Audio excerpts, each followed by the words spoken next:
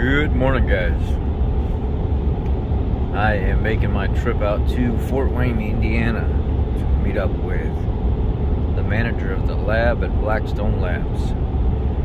Some of you may know, some of you may not know, but Blackstone Oil Testing Labs is where I send my oil to have it tested, as well as people like Project Farm and other big names as well. I recently bought a kit from Lake Speed Jr. as well, so I could have the oil tested a different way also. So that's coming up here soon. Got a couple kits coming in the mail.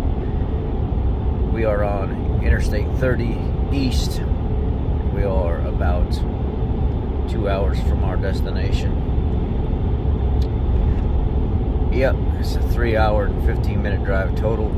Figured I'd wake up, head out early, got up at 3:45 this morning, got myself together, got out the door at about 4:10 my time in Illinois, and I'm an hour behind, so as I progress and move forward, 7:30 here, or 7:30 back home is 8:30 here, so I figured may as well get a little bit of a jump start and have about a 40-minute, show up about 40 minutes early so I get time to stop, fuel up, get something to drink, and stretch my legs a little bit along the way, so I'm not rushing for time, and doing good. We're doing good so far, so be there shortly, and I have a little bit more content for you guys. I figured it'd be interesting to see the operations and to see this beautiful sky here as the sun starts to come up at 5:38 in the morning back home in Illinois. It's 6:38 in the morning here in Indiana. See y'all in a little bit. Well, we are at our time for our appointment, and we are at Blackstone Laboratories. Let's go in and say hi and see what's going on.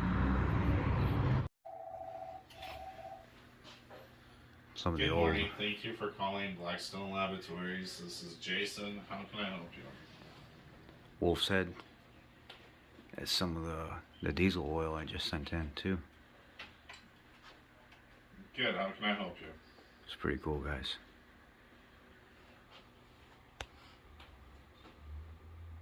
Okay.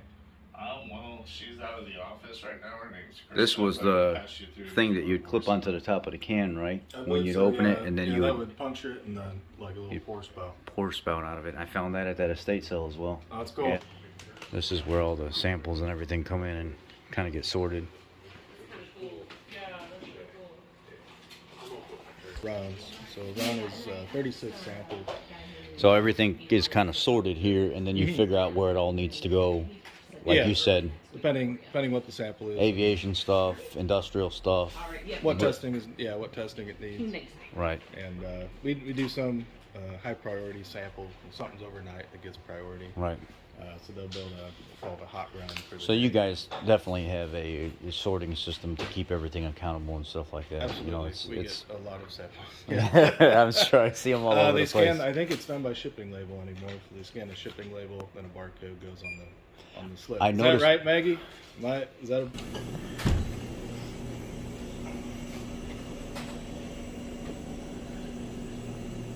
What? Wow.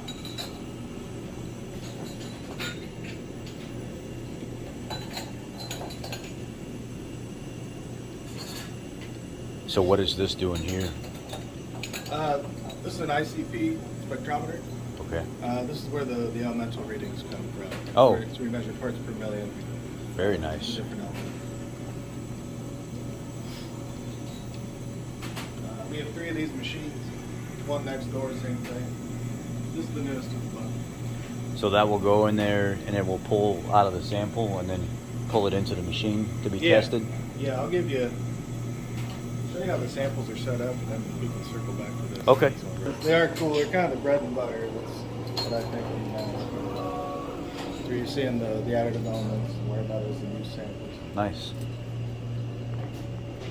So these are the runs. These are what came from next door. That is setting up stuff that they will test tomorrow.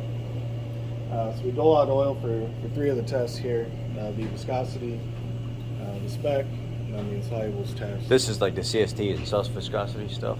The orange racks will be viscosity, yeah. So they get measured volume of oil. It's about 7 milliliters. Nice. These tanks are the test rigs used for test viscosity, and I'll show you how those work here. Nice. Kerosene. We spin them on the basically chicken rotisserie type thing Lydia's using there. That mixes them, homogenizes them.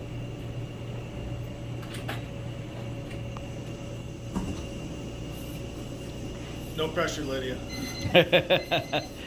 I'm trying to keep you out of it anyway, so you're good. Spectrometers are good for you, look for silicon. Dirt is one source, or if you use like RTV, Yeah. taking out full, you'll see that as silicon as well. Brand new engines as well as high silicon seals. Right. They come from the run rack, and then these auto sampler racks.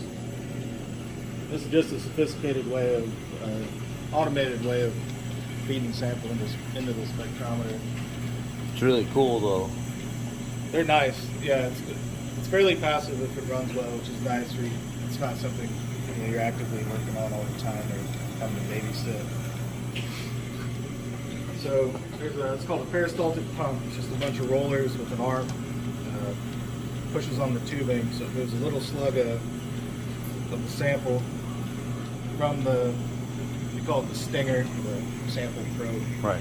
from the auto sampler. Goes it through the pump. We're going to do this without running the auto sampler into the spec door.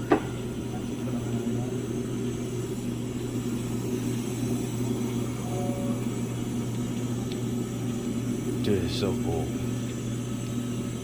They're nice because you sign everything, lab numbers, same lab number, it's assigned next door Right. through the software, and then it'll run itself essentially.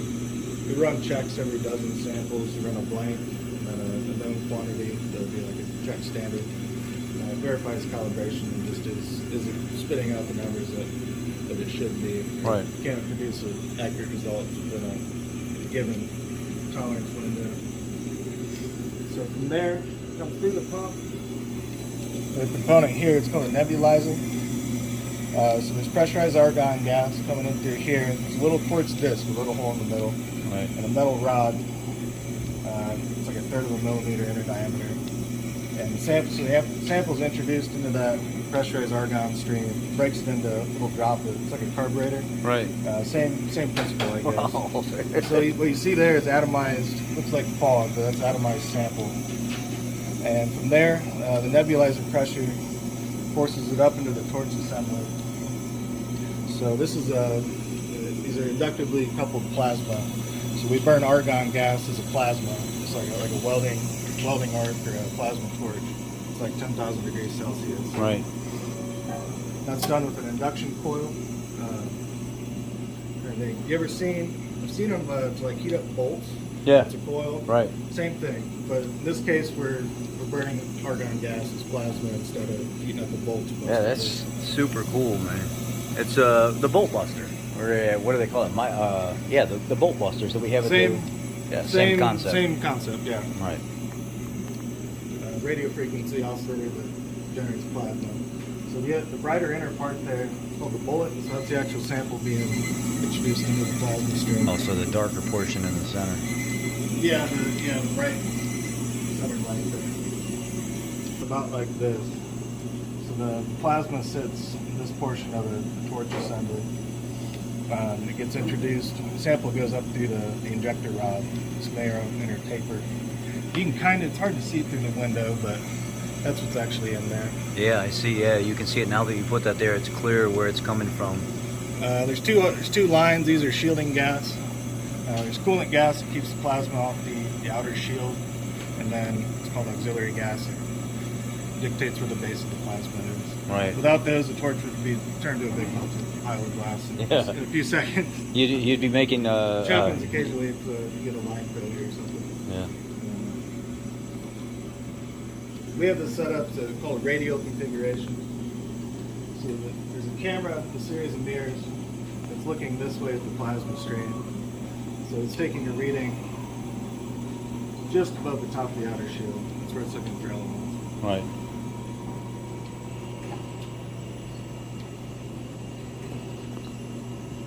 But the elements, they get bombarded with a bunch of energy from the plasma, the argon plasma. And the electrons will change state. When they return to their base state or ground state, they emit photons of light. And each element will emit photons at very specific wavelengths. So we read, like aluminum, we're reading 308.215 nanometers. So that's the wavelength, or the frequency of aluminum. There's a bunch for all the different elements, but that's one we use for aluminum. It's crazy even looking at this stuff. This is unreal. Wow. I think it's pretty cool, yeah. Yeah. Nanometers, and the visible spectrum is close to that, just a little bit narrower. If you ever see like a neon sign, where it's that orange, sort of red-orange color, that'd be because neon emits light at that wavelength. Right. These work on that same principle. Oh, nice. So you use a camera, and then there's a device called a shell grating. It breaks the light from the argon plasma into all of its different wavelengths. And then there's a solid state chip detector inside the machine. It takes a picture essentially. Oh, that's cool. Or I'll stop it real quick. We'll take a full frame of shell. We see the whole.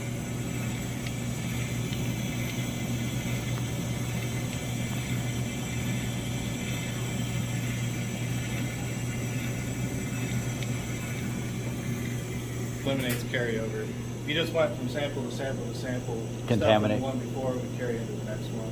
So each sample gets cleaned out with fresh kerosene. Yeah, there's rinse done between any measurement. So it's clean every time you go through. Yeah, we'll move it back. There's a rinse tower. There's a pump on the back of this auto. Oh, that's what sensor. that thing was doing when it was going up and down. It was cleaning itself Rinsing off. itself, Yeah, yeah. nice. There's a pump on the back just like this, but it pumps kerosene through this rinse tower. And then after it cleans everything off, it recycles it down to the used kerosene container. Yep, down there. And we actually over here, the cleaner looking stuff. We have another use. We wash centrifuges too. Oh, so okay, so it would be waste kerosene over there on the other side. Yep. And this There you can see it pumping where it's kind of. yeah, cleaning see it itself right flowing now. out. Oh yeah. That's cool. You That's have really to have cool. that or else you'd get carryover. You're not going to get accurate samples and stuff like that on what's going on. Yeah, that's good. And that's common to this type of testing. Yeah. We all have some rinse back. It's relevant. So sample one, we went into sample one, which is back here in the corner, and we took a captured image of. This, it's called a full frame of shell. This is the actual image that the camera sees from that argon. So these little blobs of light are different elements in the sample. These correspond to wave numbers, certain frequencies Right. that come from different elements. I think I could overlay. Did I do that? Yeah, there we go. Oh, there they are. So Identifying these them. little regions, this is a little messy the way I'm doing this, but we'll get the idea across. So that little blob of light, that's calcium in that sample we just ran. Mm-hmm. When you're actually running them, it doesn't take a full frame of shell. It only reads within a small blacked out region that's exactly where that wavelength is. Right.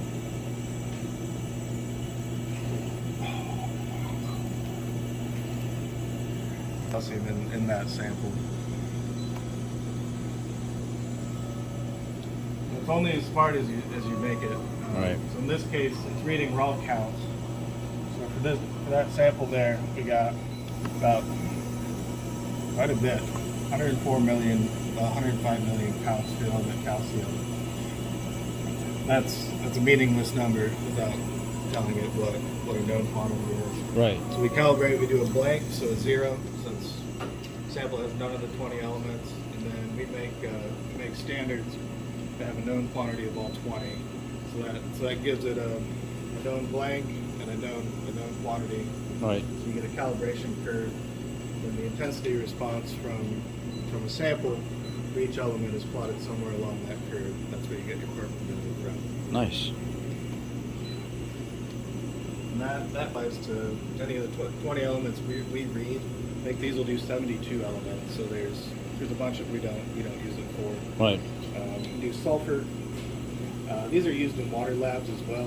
You can do like lead in drinking water, that sort of thing. Nice. Set up differently, they'll do parts per billion, like accurately. Wow. You have to use different torch configurations and sample setups and that.